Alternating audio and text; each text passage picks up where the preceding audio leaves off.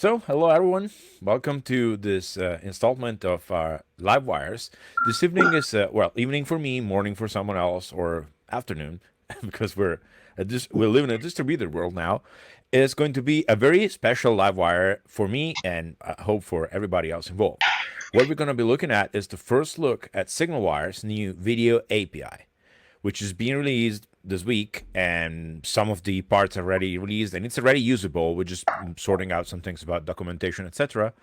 And the general look at the API will start with just first of all, simple introduction to LiveWires for a few people who haven't been here. We always do a use case, then we do a live demo. In this case, the use case will be, we have a video API. Hey, let's use it together. And there is a link you can follow for, I'll try and copy it so I can put it in chat. And I will put the links I encountered during the presentation in chat. This is the first link for the slide. So if you'd like to follow along, feel free to click on that and just join from there. It's maybe better than just looking at on the screen, but it's the same thing. And I'll be paying attention to the chat as usual. So if anybody has a question, just ask it in the chat and I'll be happy to help. So, agenda. Usual walkthrough of what we're going to be doing here. LiveWire is our weekly series of videos. SignalWire Video API is our new thing, which allows you to easily build video applications. It's composed of a server-side API, which you use essentially to create the credentials and the rooms, and the client-side API, which is the SDK that allows you to actually build your video app. We'll do a quick demo. That's a very simple video room, and then we'll take a good code dive, because it's particularly important to look at a few little things that are happening here so you get started with the right foot. We'll do a quick survey at the end, and then there'll be time for questions. Again, if there's questions during the presentation, please place them in the chat. I'll be happy to answer them at the moment, or just, if it's possible, or I will just answer them at the end of the presentation.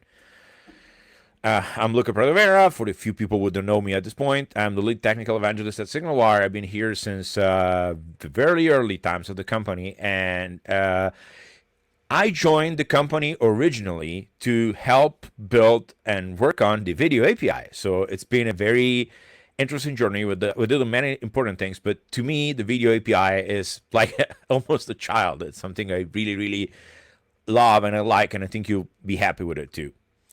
So, SignalWire already offers a product called Work, which is a collaboration and events platform. I'm sure everybody has seen it on the website, on the on advertisements. Probably many people are even using it, and on top of that, the application that we're using now to communicate actually is Work. So this is the events version, because it says SignalWire Events at the top, but it is close to the same thing. Taking a step back, why are we so interested in video? First of all, because video is great and it allows you to build a lot of interesting things. And the last year and a half, almost 2 years at this point, taught us how video is important to communicate and work together. The core expertise that SignalWire is founded on comes from the founder. Our CEO, Anthony Minnesella, was the founder of the FreeSwitch project, which is a communications platform. It's probably the most widely deployed open source communication platform. FreeSwitch has always had a very interesting way of approaching video that is totally different from what usually other platforms do.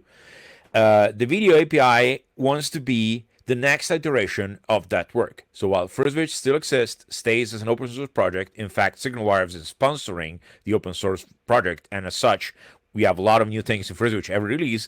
The video API is meant to be the next iteration. We'll want to allow people to have programmable video capabilities. So you don't have to contend with building your own platform. You don't have to manage your fleet of servers. You don't have to calculate how much CPU you need for each room, etc. All of those things that are important to do, but also are quite hard to manage if you're not totally if you're not a super expert. So the video API just puts all the power of our video platform at your fingertips without having to manage anything else other than a little code.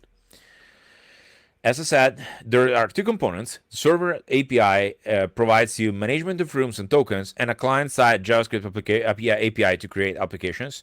There is the documentation, which is sort of in an alpha state, is here right now, but it will be published in a better format pretty soon. Still, what you're going to see is up there. So if you're experimenting, absolutely go and grab it and try it. And we'll start from the server side stuff. So to interact with the video API, at the moment, you need to create a room, then add a token for each one of your users. Next iterations of the API will allow you to create ad hoc rooms, so rooms that don't need to be created before you join them. Is not a big deal. We'll see in the app how easy it is, but still. And it will also provide an API to list and rooms and list the people that are in the rooms. In fact, some of that is already present. I decided not to include it in the actual demo, but when we take a look at documentation, we'll look at the few features that the server-side API currently has, and there are many more coming. The requests are not part of the core SignalWire SDK yet. They are easily implemented through the curl examples, and the application, which is in Ruby, has examples for that, and we're going to be pushing a JavaScript example in a couple of days. So we're covered in a few directions. And other languages are simple because it's really just HTTP basic plus a JSON payload, which any language can handle these days.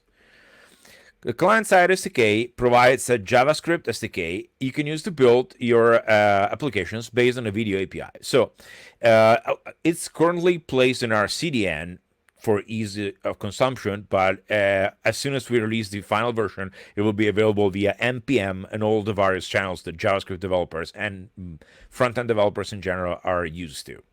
The important thing is that the SDK does not include any UI elements, so you can build your application in any way you desire, which means that the JavaScript actually only interacts to the on the backend through a WebSocket connection, connecting and requesting the video stream, connecting the video stream, handling what's happening in the page, but there's nothing displayed on the page, save for the video tag and a couple other elements by the UI, by the SDK itself. This allows you to build your application in the most flexible way. Of course, there's going to be people who need ready-made applications, people who need more structured apps, and we'll come and help. I've already built a couple of interesting examples which just need to be ported to the new API. And in general, there will be two-layer. What's coming next is a couple ready-built UI kits, we call them, that allow you to build a video room that we think is generally useful in a simple way. Still, this is where it starts. So, without further ado, let's look at the application. It will simply generate a room and then, create a room and then generate a token for that room. If it's not past a username or a room name, it will generate a random one.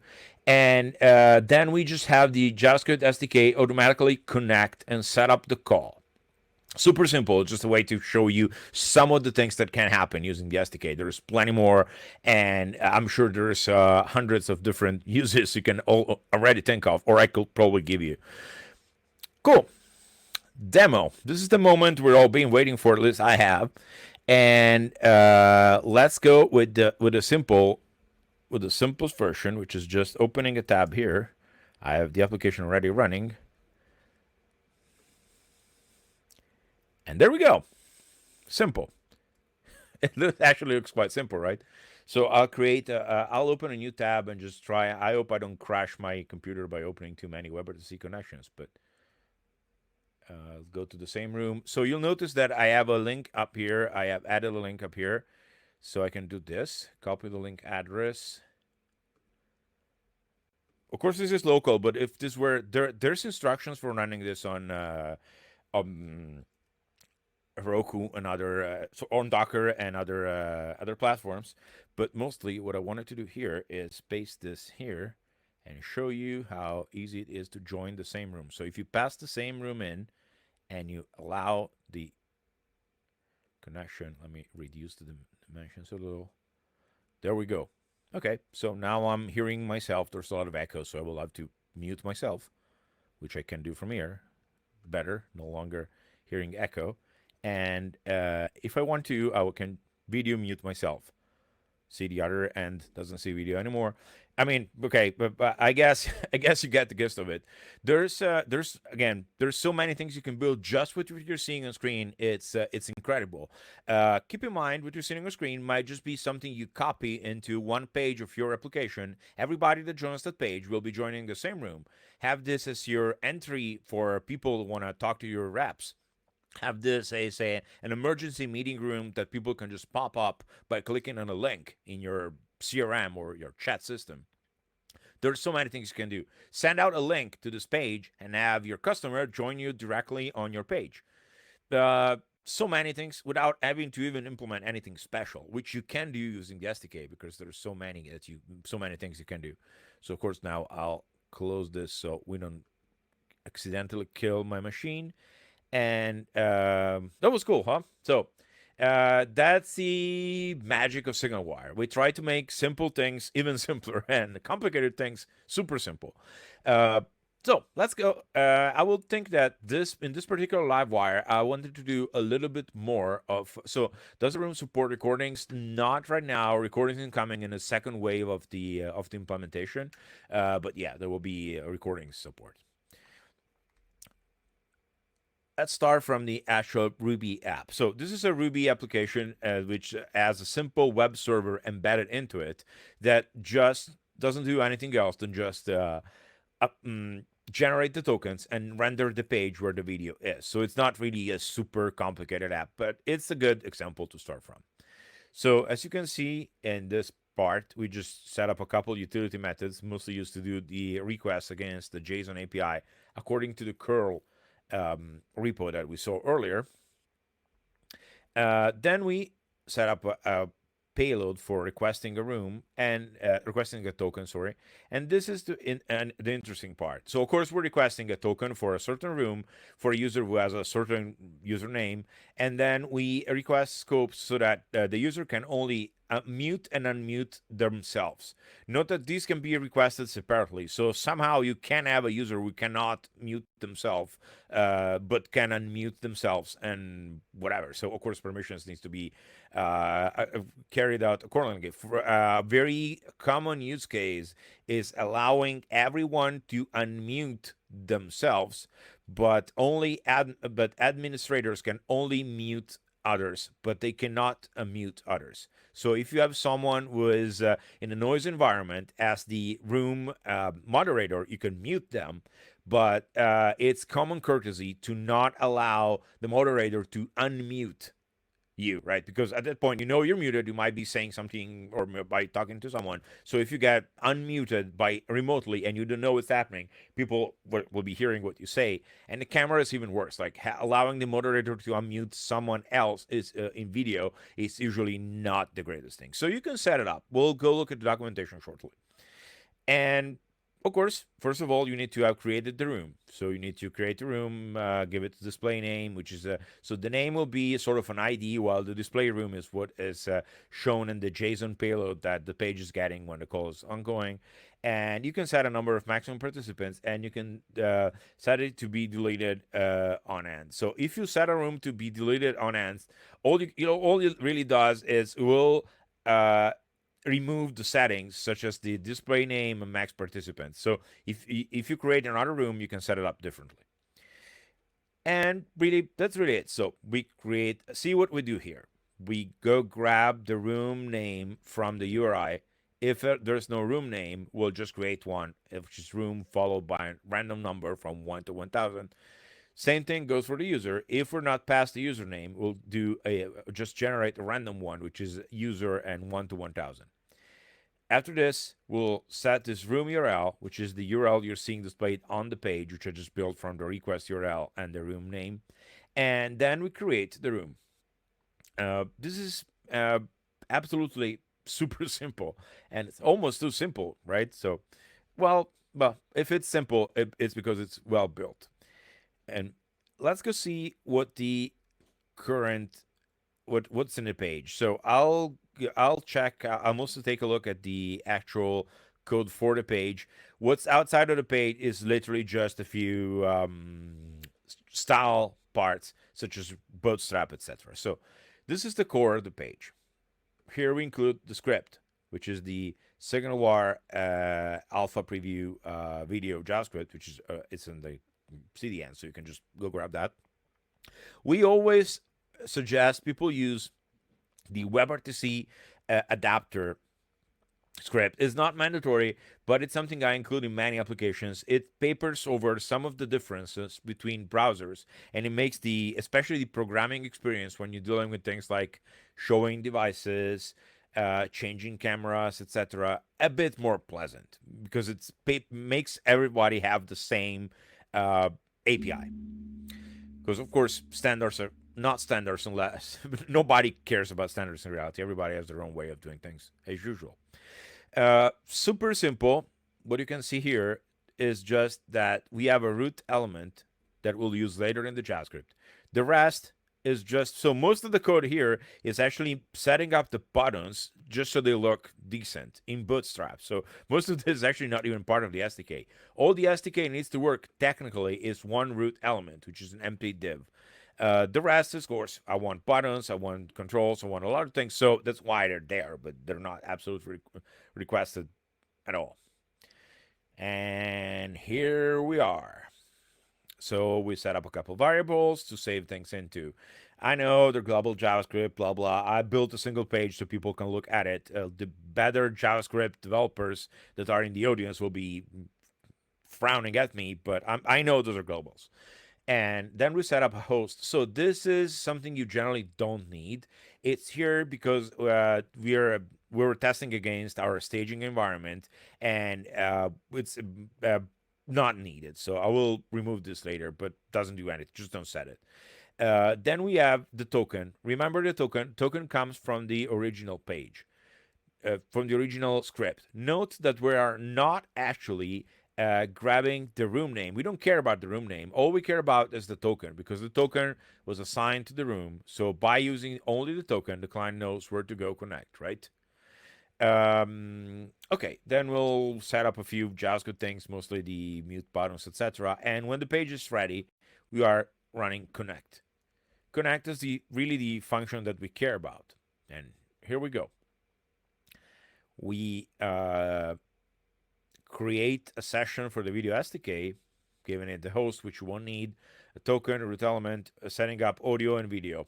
So we have everything set. Of course, you could set audio as false. So any known false value triggers audio. Any known false value triggers video. I was just using one. This could be true. Doesn't matter. Then we assign the session to the RTC session variable we had up there.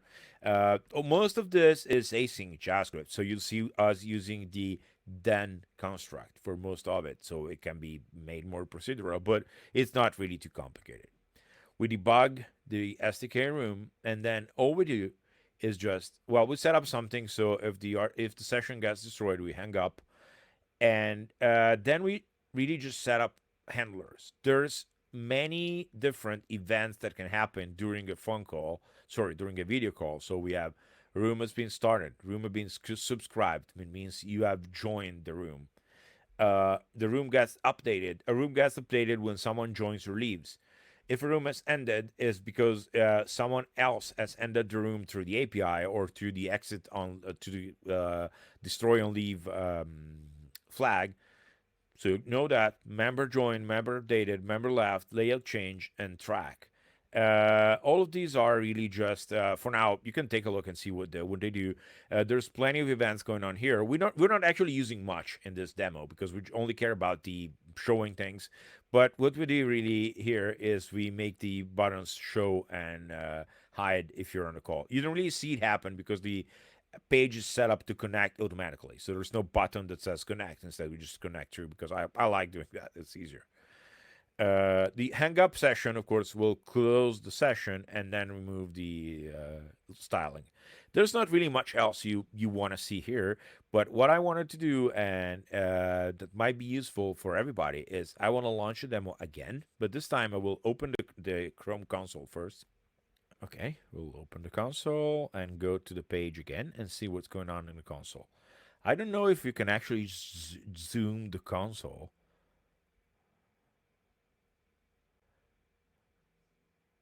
So I'm not sure how much we can see here. If I zoom the page again, the console doesn't get bigger. You know, I've never actually tried. No, I don't think there's any way. Well, we'll have to just look at it, and I'll tell you what I'm seeing. So of course, WebRTC goes through a few stages of negotiation. So signaling is just STP really, where the browser agrees with the server and vice versa. Once they've agreed to something that satisfies the constraints for both, which is probably going to be most of the, we're getting the signaling state. Note that this info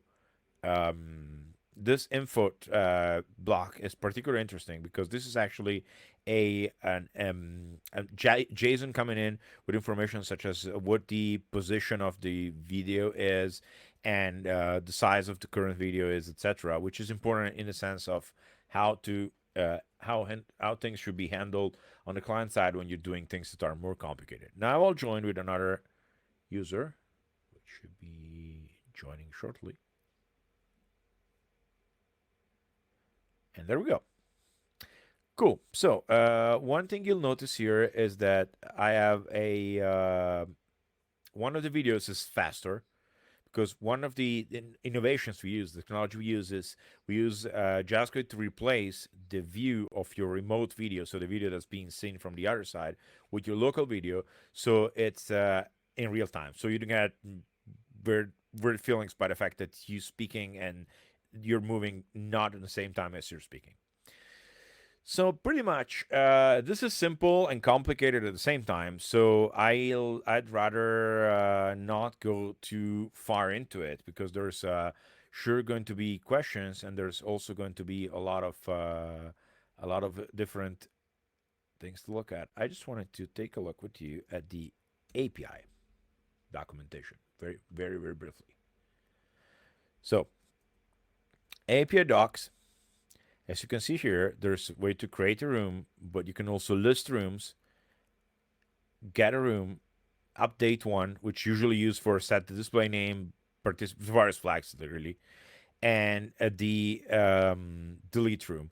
One thing you might want to use is the end set, which makes the room auto end at a specific time, and deleting a room just kicks everybody immediately. Listing or rooms or getting a single room will give you a few things: how long it's been going on, when it was started, and what's the status. Room tokens are just the way you create, just what you use to create your permissions, but this is recurrent permissions. Many more are coming. So audio mute, video mute, and there, so you can separate muting and unmuting for both audio and video. It's either for yourself or all of the participants. Again, a moderator will usually have the ability to mute everyone but not unmute them, while everybody should have the ability to mute and unmute themselves for the best experience, in my opinion. You can do different things depending on what your goal is. And that's pretty much it, I will say. So that's all, folks. It is it's a start. It's a great start. It is our favorite API ever. And sorry for people who like voice, and I love voice too, but video is a whole other thing. And well, the JavaScript SDK really doesn't do anything you haven't seen. And that's it, really. So I will say that next. So first of all, of course, this is Ruby as a Sinatra app. It generates tokens and then passes to the page. There's a Docker image included in the repo, so you can take a look at that too. And more. So what's coming next? So many things: changing layouts, kicking people, playing video into the room, recording. We're working on so many things at once, and they will come up in waves. So make sure you tune in to every LiveWire we do, because most of them are going to be about video. So you will like to build a broadcast page where the host is coming from OBS for roundtables. So interaction with the audience and host. Well, I think the host can just use OBS as the webcam input, right? And then through a layout, you will have the host have larger part of the screen, while have the other people be smaller. That's a good starting point. Generally speaking, you want OBS to be the webcam in this case. But we can sit down and chat about it. It might be more complicated, just not easy to tell from just a question. Peer-to-peer calling. You don't really need peer-to-peer calling to do video. We have one-to-one video right now, but by virtual, so you can do one-to-one video right now using the quotes old JavaScript SDK. Peer-to-peer video is actually not really a super common use case. So no, this SDK will not. You can do one-to-one using SIP or the old WebRTC token, which will still work. So there is a survey here. I will really ask you. I will really ask if you could. Next round of updates, the moderator function will be available. I think we're going to be releasing around weekly. So look for something about next week. What is the requirement for moderating? And pricing. So pricing is being decided, and pricing is being decided through I think it's 0.0045 cents per minute per participant, but don't it's on the website, so I think that's the correct price. So 0.0045 per minute per participant. Integrating, so muting users, kicking layer changes are coming next week for sure. They're already being worked on. Going back to Ronald's questions, how can we integrate registration with other tools like Salesforce? So as you saw, the application doesn't really handle any kind of authentication or authorization. What you will do there is have your integration manage the actual recognizing the user and making sure they are who they are, and then generate the token and stick it into the and give the token to the page. So what I will do here is do an approach similar to what I did here, where you would have a separate app receiving some kind of token from your integration, check the token, and if they're available, if their user is allowed to join the video room or whatever, generate the credentials they need in SignalWire. So this API does not handle the actual user roster, just handles the fact that someone that has the token has been joining that room. So how you'll do it is the authentication resides in your main app. Main app passes things to a secondary page or screen like the one I built that brings people into the call. So video quality changes, I'm not sure. I might need to check. But muting users, kicking and layer changes are all in the around the pipeline very soon. We are working on iOS and Android SDK. I have no ETAs on that right now, too, but it's one of our focuses, so I'm sure it's going to be out pretty soon. But I don't really have a true ETA for that. Sorry. So if in the meantime, if someone would like to go to the survey, so the max participants is something you set. There is no real limit of participants. Of course, after you have 50 participants on a screen, it might get a little bit messy, but there's no technical limit. I think actually there might be a limit right now, which is something like 50. I'm not sure. But it's been implemented just to make sure that people have a pleasant experience. Oh, defaults to 500. Cool. So the maximum is 500. If you have more than 500 people on the screen, I will suggest you invite less people. Attendees will be on a fixed spot. Yes. Will a current account? I don't know. I don't think that'll work. You might need an actual account, but just put $5 on it, and it's not super. But that's something I don't know. That's being finalized. I'll try later and let you know. Okay, so here's the link to the survey if anybody wants to fill in. Have you experienced lag between video and audio, and there are ways for compensate for potential? So lag between video and audio, I don't think I've seen any happen. Keep in mind that some of the problems where you have lag and delay are not on the server side. They're very often between the client and the server with the connection and other stuff. So depending what the problem actually is, you can compensate some of it by using local overlays, etc. But it really depends on what your exit situation is. We handle stun and turn. No worries about that. We completely handle stun and turn. Okay, so I think I had a question time slide set up, but obviously that has already happened. Yeah, so the local overlay is on by default and it's just in the JavaScript, but I can we'll document that a little bit better when it's when it's released. But if you my current code actually already uses the overlay. No need to do anything.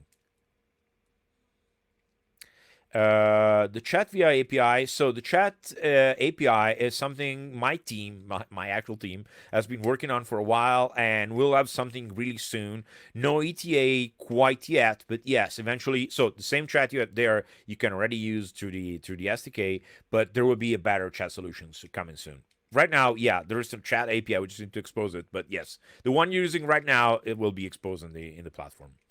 It's probably part of the next release or so. Cool. Any other questions?